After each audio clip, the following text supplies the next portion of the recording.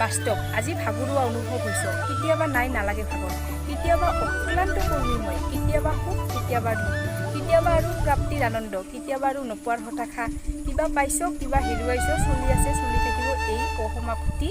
কাহিনী জীৱন তো আজিৰ টপিকটো হৈছে মোৰ জীৱন তো বলক মই ভিডিঅ'টো আৰম্ভ কৰোঁ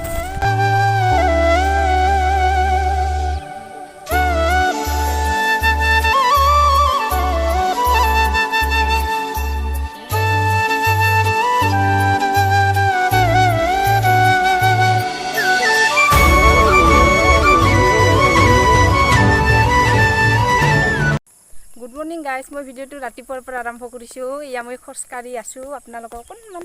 মানে ঠাইখন দেখুৱাই দি দিওঁ এয়া ইফালেদি বহুত দিনৰ মূৰত ভিডিঅ' বনাইছোঁ তো আজি মোৰ মানে নতুন ব্লগাৰ যেন লাগি আছে নিজকে সেই যে দলংটা যে আছে না সেইখিনি লাগি যাম পিছত ঘূৰি আহিম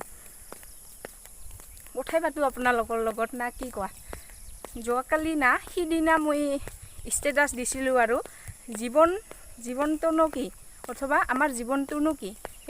হোৱাটছআপতো ষ্টেটাছ দিছিলোঁ পিছত আৰু ফেচবুকতো দিছোঁ হোৱাটছআপত মোৰ বেছিকৈ ৰিপ্লাই আহিছে ফেচবুকত কমি আহিছে আৰু তো সেইকেইটাৰে মই মানে মোবাইলটো মোৰ এটাই নহয় তো সেইটো লিখি ৰাখিছোঁ আৰু সেই কমেণ্টকেইটা পঢ়াই শুনো আমাৰ কি আপোনালোকক তো আপোনালোকেও আমাৰ জীৱনটোনো কি অথবা আমাৰ জীৱনটোনো কি একে কথা তো কমেণ্ট কৰিব দেই আপোনালোকে কি ভাবে তো কেইটামান কোৱেশ্যন লৈছোঁ মই কোৱেশ্যন তাতে তোমাক তো গাইজ এয়া মই প্ৰথম কমেণ্টটো লৈছোঁ শংকৰদেৱ বাবু তো সি লিখিছে জীৱনৰ আন এটা নাম হৈছে প্ৰব্লেম বাই সেই প্ৰব্লেম ছল্ভ কৰি আগুৱাই যোৱা বাই তো থেংক ইউ বাবু আৰু দ্বিতীয় কমেণ্টটো লিখিছে জীৱন এয়া মোৰ ফ্ৰেণ্ড হয় তো সি লিখিছে জীয়াই থকাৰ সংগ্ৰাম তো থেংক ইউ জীৱন কমেণ্টটো দিয়াৰ বাবে এয়া বিজুলী লিখিছে এয়া মোৰ ফ্ৰেণ্ড জীৱন মানেই সংঘৰ্ষ বেলেগৰ মতে বা কি পিছত হৰেশ্ৰী মাহী লিখিছে জীৱনৰ আন এটা নাম সংগ্ৰাম পিছত নেক্সট কিন্তু পৰাই শুনাই আছোঁ দীপলাল এয়াও মোৰ ফ্ৰেণ্ড হয় তো সি লিখিছে সি অলপ দীঘলকৈ লিখিছে দেই সি অলপ ভালকৈ মানে ভঙাই দিছে আৰু অলপ দীঘলকৈ লিখিছে জীৱন এটা সুযোগ ইয়াৰ দ্বাৰা উপকৃত হোৱা জীৱন মানেই সৌন্দৰ্য ইয়াক প্ৰশংসা কৰা জীৱন এটা সপোন ইয়াক অনুভৱ কৰা জীৱনটো হৈছে এটা প্ৰত্যাহ্বান তাক সাক্ষাৎ কৰা তো খুবেই সুন্দৰ লিখিছে মই মানে কেমেৰাটো মানে এটা হাতৰ লগত ভিডিঅ' কৰি আছোঁ পিছত আৰু এটা হাতৰ লগত অসুবিধা হৈ আছে মানে মোৰ তথাপি আৰু বনাই আছোঁ আপোনালোকৰ কাৰণে পিছত আৰু লিখিছে সি জীৱনটো এটা দায়িত্ব ইয়াক পালন কৰা জীৱনটো এটা খেল তাত খেলা জীৱন এক প্ৰতিশ্ৰুতি ইয়াক পূৰণ কৰা জীৱন মানেই বিখ্যাত ইয়াক অতিক্ৰম কৰা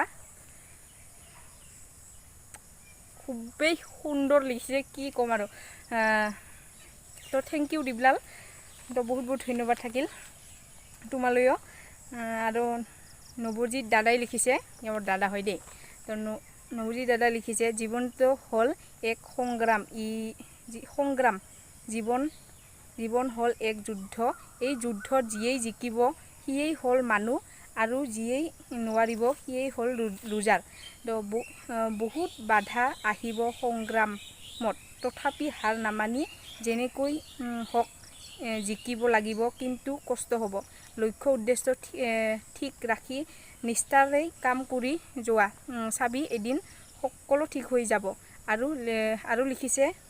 এই যুদ্ধত হাৰ মানাবিলাকৰ কোনো সুখ নাই বৰঞ্চ মানুহে হাঁহিব আৰু যিয়েই জিকিব তাক মানুহে ভদ্ৰ ভাবি কথা ক'ব তো বহুত সুন্দৰকৈ লিখিছে আৰু মনত বিশ্বাস আৰু সাহস ৰাখি কাম কৰি যোৱা সব ঠিক হৈ যাব তো থেংক ইউ দাদা কমেণ্টটো দিয়াৰ বাবে বহুত ধন্যবাদ থাকিল আৰু ৰিদীপ দাদা লিখিছে